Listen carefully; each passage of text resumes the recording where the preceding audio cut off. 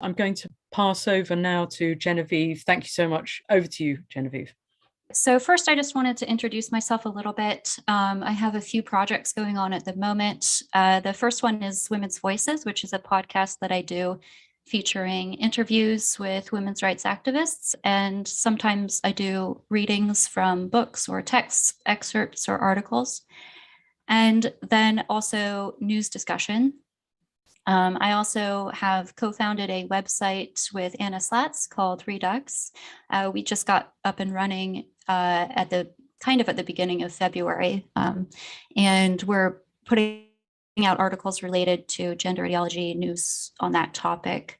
And then I have my own personal Substack where I kind of put things that don't really fit into the category of where I would publish otherwise. So things related to certain feminist topics globally, or just something that's been on my mind. Okay, so today, actually, I want to talk about the origins of the trans flag, because I recently read the memoir of the man who designed the trans flag.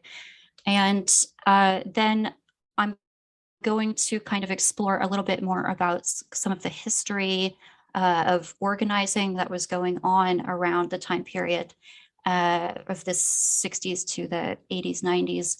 And then I'm going to see how that fits into kind of today's queer theory context a little bit. So the man who designed the trans flag identifies as a lesbian and has written forced feminization content, including a story about marrying a young teen girl who does not age. For those who don't know, forced feminization is a porn genre that ostensibly the men are forced to wear women's clothing and pretend to be a woman. It's a whole genre with many other subgenres under it. And so when I say that he's written forced feminization content, I mean that he has certain themes, which I will be showing you from his books. The designer of the trans flag goes by the name Monica Helms.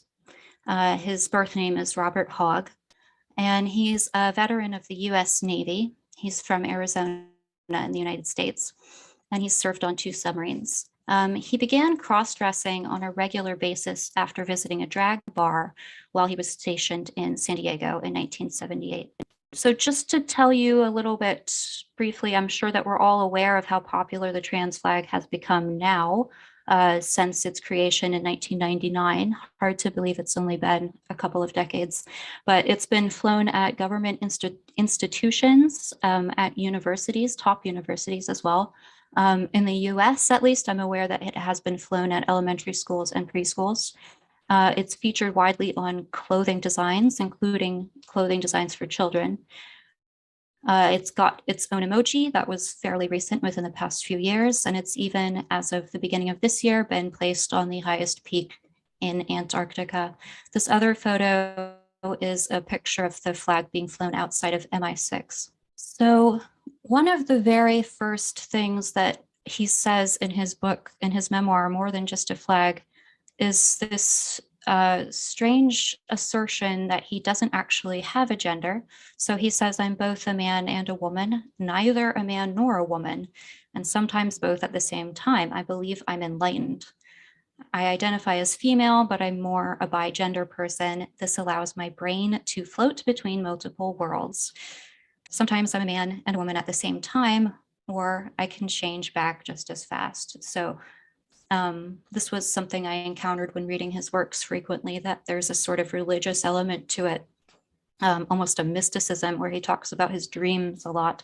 So for this next part, I will be showing you some notable excerpts from his memoir, More Than Just a Flag.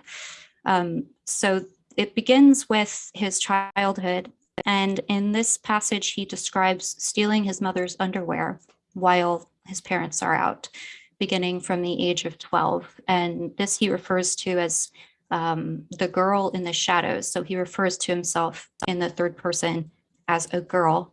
And here he describes how this became a ritual for him. Whenever I found myself alone at home and nothing else occupied my time, I would head for my mother's dresser. This is a frequent pattern that has been seen in male fetishists, particularly if you look at stories from trans widows. They're partners will often talk about stealing their wives' underwear for sexual purposes. By the way, I forgot to mention at the beginning that some of the content I'll be discussing is a little bit sensitive, including things that might be traumatizing for survivors of child sexual abuse. So just keep that in mind. Okay, so another excerpt from his memoirs. He goes into great length talking about women in this book. I haven't pulled all of the passages that I found to be interesting because there were quite a lot of passages that had to do with his dating and a certain animosity he had towards women, especially when he was in his younger adulthood, where he had some anger about not being able to lose his virginity. Anyway, so that's why I highlighted this passage here, because now we're getting to the part where he's turning his cross-dressing into a more full-time identity. And he says that since I had already had a few sexual experiences with women, I no longer obsessed about losing my virginity. Instead, I began to revisit those childhood feelings. So here he is at a laundromat at his apartment complex, and he steals a woman's underwear, takes it home with him, and uses it for sexual purposes. He says, I enjoyed wearing it. Was I a pervert? I didn't know. All I knew was that this felt exciting. It felt liberating, and I wanted more. This time, however, I would be sure to buy the clothes I wanted rather than stealing them. So then at this point, he makes the decision to go all in and begins to buy women's clothing. He talks about his shopping spree, how he stands in front of a mirror in women's clothing, and then says, the feelings I had dressed as a woman ran the gamut of human emotions. Sexual excitement topped the list of what came over me while wearing women's clothes. This passage refers to a time when he's begun going to drag bars now. And in this particular passage, he's talking about an experience he had with one of the drag performers. He went home with the drag performer, and they dressed up together and engaged in sexual acts together. It was around this time period that Helms began dating the woman he would go on to marry, named Donna, and she strongly disapproved of his fetish. 6 months into the marriage, I found out just how Donna really felt about my cross-dressing. She came home one day and found me wearing a dress. She went ballistic. She was very upset and told me in no uncertain terms that I would never dress like that at home ever again. Throughout the course of their marriage, Helms continued to pursue his sexual fetish against his wife's wishes, spending family finances on clothing, makeup, and hormones. He also invested in attending get-togethers or holiday and femme with other male cross-dressers, where lessons were provided on how to talk and walk like a woman. At this point, I would like to introduce you to what's called the Tri-S Society. So I'm going to go off a little bit on this tangent about the Tri-S Society. So this was a group of male cross-dressers that began organizing across the US during the 70s through the 90s. And Tri-S means 3 S's, so the Society for the Second Self. They referred to themselves as sororities without women and named their local chapters as though they were college sororities. They also would refer to themselves as college girls or pretend to be college girls. So Helms himself started a local chapter in Arizona after hearing about the organization on television. So I became really interested in this, and I looked into some digital archives for more information about Tri-S, which also goes by Tri Sigma, keeping with the college name theme. And these are easy to find when you know where to look for them. These are some scans of pamphlets that they would put out. I'm showing you these 2 in particular because the one on the left has this cartoon. I don't know if you can see, but at the bottom it says, Agatha ironed the paisley print shirtwaister with the ruffle. I'm getting dressed up tonight. So it's the wife doing all of the housework while the husband is relaxing in the bathtub, telling her to get his clothing ready for him to dress up. There are lots of comics like this in the newsletters, by the way, poking fun at women and pointing out the fact that they're still doing the housework while the men are dressing up. And then here's another cover. Femme Mirror is the name of one of the publications, and reflecting the feminine. These were press releases that were published within the newsletter, talking about their organization. Group helps transvestites to find peace of mind, a sorority without women. And it describes how the Society for the Second Self exists in particular to help the heterosexual male transvestite. So they were exclusionary and they would not allow homosexual men into the organization. They were very concerned with keeping up appearances of not actually being sexual and trying to keep that hidden. So that's one reason why they wouldn't allow homosexual men into the group. Another reason is because they were specifically targeting housewives to accept the male fetish, and they would try to bring the women in to the organization, which I will show you more later. But specifically, I'm showing this clip because we have a quote here from Virginia Prince, who is the co-founder of the Tri Sigma, the Society for the Second Self, a sorority dedicated to making femininity accessible to all people. They treated this as a kind of finishing school. They would refer to it as a way to train to become feminine. Here's a photo of Virginia Prince. Virginia, whose real name is Arnold Prince. It says founder here, should say co-founder, that's my mistake. So co-founder of Tri-Sig, was also an advisor to Harry Benjamin for his 1966 book, The Transsexual Phenomenon. This is a quote from a publication by Prince. He published magazines called Transvestia, and I'm highlighting two quotes of his for the particular focus here on taking the organizing strategies of the gay and lesbian community, referred to as the gay and lesbian community, is on the march and on the way to gaining acceptance. Some of the more narrow-minded of our sister TVs, which is transvestites, see nothing good in anything that homosexuals do, but we ought to remember that their persecution is our persecution and their victory will be our victory too. So personally, I am all for their success and would cooperate in helping them to achieve it where I could, out of pure self-interest for our group, if nothing else fails. So this is a cover of Transvestia Prince's publication, and he would frequently attend these organizations for the securing of gay and lesbian rights in the US during the 60s in order to observe their tactics. I think it is in order that we keep an observer status in this field and stand by to aid their cause when it will aid ours, and to extract from their experiences and their contacts with authorities and influential groups any contacts and opportunities that may be to our advantage.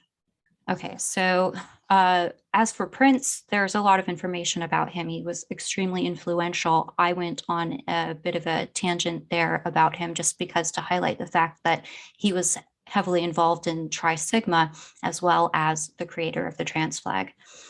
Here are a few clips from the newsletter from Tri Sigma or Tri S. Here we have a man holding a sign crossed out from gender dysphoria to say gender euphoria, which these days online has become something of a euphemism for sexual fetishes or arousal. Here we have a photo of male cross-dressers lined up, joking about being strip searched as though they were prisoners in jail. This particular caption, you can see that it's wishing sexual assault on their critics. So as I was reading their newsletters, I would frequently find animosity towards women who didn't accept their fetish. Men would write in letters, for example, about things that they would want to do to their wives if they didn't accept what they were doing.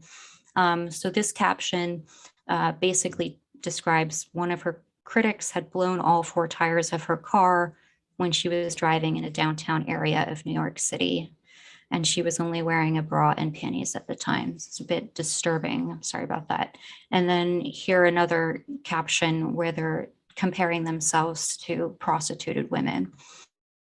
I have talked in the past about something called sissy captions, which are the modern equivalent of this.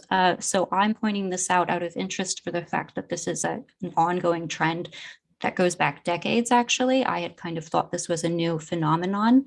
But when I say sissy captions, I mean something quite like this, like a photo. These days, usually it's the photo of women, not cross-dressing men, and some sexualized content with it. And a few more clips from their publications, which I'm highlighting here to show the involvement of children. So here you have the father figure dressed up making his son dress up in women's clothing. They've actually done it to a real child here, I believe. No way to know for certain, of course, because sometimes it might actually be a real girl that they've used. But anyway. And then some of the comics. Now go to sleep, and tomorrow Daddy will tell you about his trip and fam to New York. And then another comic making fun of the housewife. How come you take off your dress whenever there's work to be done? Okay, so here it's a focus on the child, which was a disturbing aspect of this, which I'm going to explain in more detail coming up. But here you can see they would write poetry. Often the poetry might be about doing makeup or shopping or something very stereotypical like this. Sometimes it might be criticizing women who don't do such things and putting them down. But then you get sometimes these strange references to children. Be a little girl again. And talking about a young girl enjoying her femininity. Okay, so here's a letter from one of the members, ostensibly. So joining Trias and the chapter has been about the best thing I've done for myself. I'm so pleased to receive the copies of our special Joy, the newsletter. You gals really did a number on my wife at my first meeting. She was skeptical when she agreed to go, but we had a wonderful evening. It's important to remember that in the US, women were not capable of financial independence until the 60s. And it wasn't until there was an Equality Credit Act in 1974 that discrimination from banks against women was made a legal reality. So when we're talking about women being coerced into going along with this with their husbands, it's important to remember that they might often have been forced to do so financially. And then again, here we have another comic making fun of the wife who is clearly not feminine enough, doing all of the laundry for the husband. And then this clip over here, which I had highlighted to show the fact that this is the heterosexual cross-dressing support. They were very adamant, like I said, about excluding homosexual men. This led me down to another path of looking at these, the porn magazines that were being published at around this same time, again, from the 60s to the 80s. So this is from 1988. This is called the Sissy Times. It gives instructions about what these men should be doing in order to present as women. I've put, pay attention to this, I will be mentioning this later, but cross-dressing, petticoat punishment, corset discipline, male submission, humiliation, female superiority, and dominance. So these are all factors of BDSM. Petticoat punishment refers to the forced dressing in lingerie, for example. And here we have a quote saying that they ought to mimic the female menstrual cycle and being given lessons on how to do so. Often with this sissy porn culture, it revolves around being given tasks and assignments and things to do. And then, of course, you know, things like cleaning the house that they might be asked to do, which they would intentionally do poorly in order to be punished. But there's other things within as well, like keep a diary of your feminine thoughts, read women's magazines and books, cultivate a feminine hobby, all of these kinds of things that they're being asked to do. But it goes back even before the 80s. So this is circa 1962, the Female Mimics International magazine. In the back of these cross-dressing magazines, you might have advertisements for estrogen, female hormones, as well as I've highlighted here for books on fetishism, particularly sadomasochism. Here's a few more just examples of that. The BDSM pornography books that were advertised in the back of cross-dresser magazines. You'll notice here again the theme about jail, girls' punishment at school of discipline, male captives forced into female attire. All of this is very relevant to the fact that, as I pointed out before, there was a jail theme about being, well, ostensibly it's the threat of being raped while in jail. So the element of sexual violence being thrilling, quite obvious here. Another cross-dresser magazine from that time period, the Journal of Male Feminism. So I was thinking about this, and I actually started to wonder if this wasn't some kind of backlash to the sexual liberation movement of Europe and the Americas in the 1960s, because this all seems to have started just after that through the 60s up into the 80s. And even the element of something such as male feminism, it seems to me that history is repeating itself. So within these cross-dresser publications, what they were doing is saying that they were being proper feminists by encouraging femininity, which is something that we see repeating today in the gender ideology. Those who write on this topic, for example, Julia Serrano, will talk about the scapegoating of femininity as though femininity is being wrongfully portrayed as a problem for women, and that we just need to embrace it and empower ourselves with it. So I just thought that was interesting because it seems like a backlash to the women's movement and then repeating itself again today. I was pointing that out for the purpose of giving you some more context about Monica Helms, because he was involved with these cross-dressing organizations. So I do want to return now back to the main topic about Monica Helms.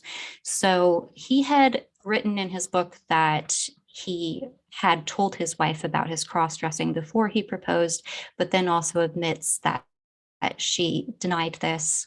Anyway, it led to a breakdown in their marriage. And ultimately, it was him, not his wife, who decided to end the marriage. And he did so because she was just uncomfortable with his fetish. He says that she made hateful comments about his breast growth. So after their divorce was finalized in 1999, he began frequenting Arizona's sex clubs, which afforded patrons the chance to watch people have sex in windowed rooms. Helms tells of how these clubs enabled me to fulfill each and every fantasy I had concerning sex with men.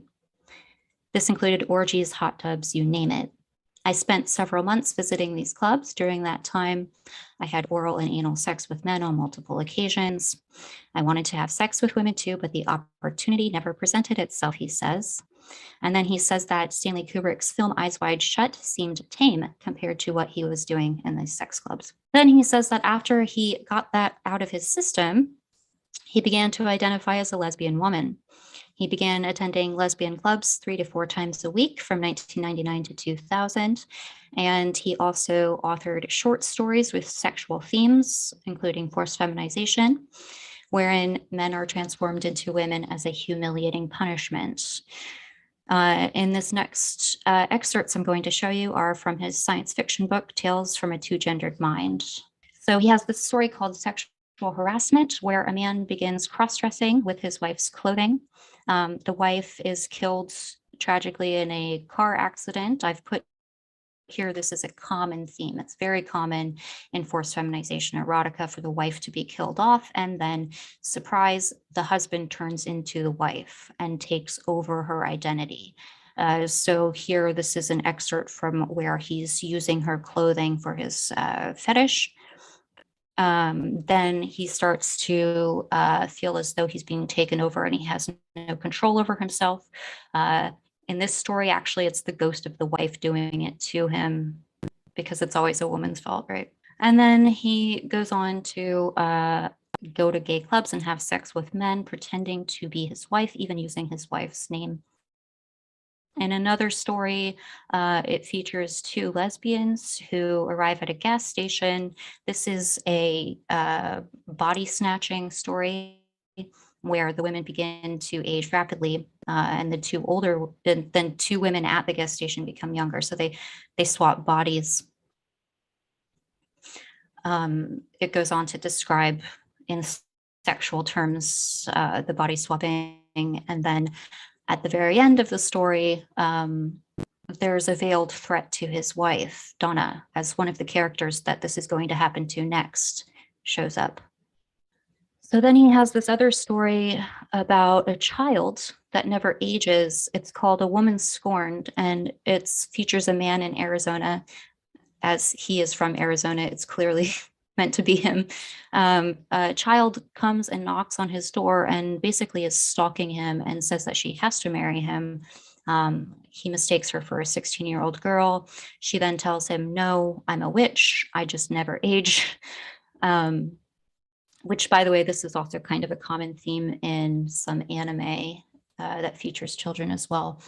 And then it ends with this really kind of creepy, they have a daughter that looks like him and then has that same power. So here we have the fantasy of the man being turned into a little girl as part of the age regression. So Helms was 48 when he designed the trans flag in 1999. He has claimed that the stripes came to him by way of divine intervention, but the color scheme is often seen repeated in other contexts. According to researcher Dr. Sarah Good, pedophiles who organize online have developed their own culture, language, and symbols.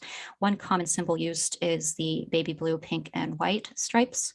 And here I've taken this from her lecture, which you can find on YouTube. These logos, which I have double checked for myself just to be certain I'm not propagating any kind of conspiracy theory, they are on pedophile forums. I've seen it myself. This is not on the dark web. You can find this in a couple of clicks. And these logos go back to as early as 1997, predating the flag. Areas in Europe that have advertised child sex trafficking and been busted by organizations have used these color codes to advertise as well. And it's not clear whether Helms was aware of this correlation at the time. I'm not saying for sure that this was on purpose. However, it seems a bit coincidental to me, and he's often repeated that the colors were meant to represent baby boys and baby girls. And here we can see it flying at a preschool in the US. And then here we see the color scheme repeated on a pro-pedophile forum. I just want to show you a couple examples of these age regression erotica that are available on Amazon. Again, just a couple of searches. You can find these on Amazon for sale. Transgender forced feminization involving children. They often use these pseudonyms as well. Mary Martin, for those who don't know, refers to an actor who played Peter Pan. Dr. Christina Richards has called for the normalization of age play, furry fetishes, and sadomasochistic practices as further sexualities. Richards serves on the European Professional Association for Transgender Health and on WPATH, the World Professional Association for Transgender Health. He has presented a lecture talking about how age play should be normalized. This is a quote from a writing of Richards that has to do with the age regression. Terms which may be encountered here include daddy's little girl, in which an older male treats a younger female bottom as a child.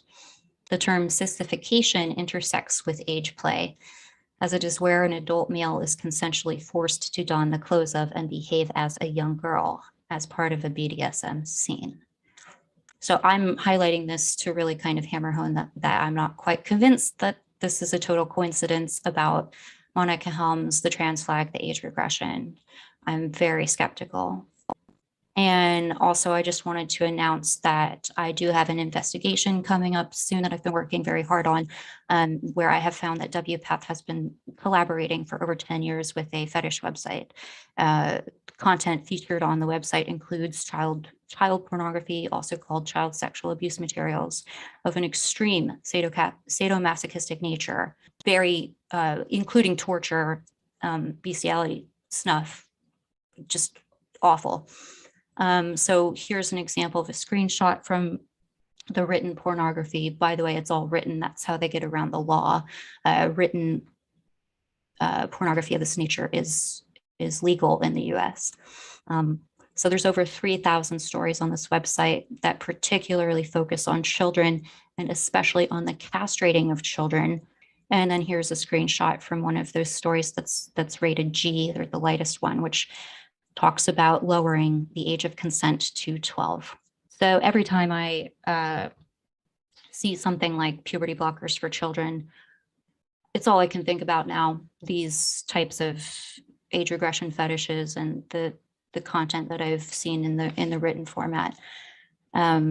It disturbs me very greatly.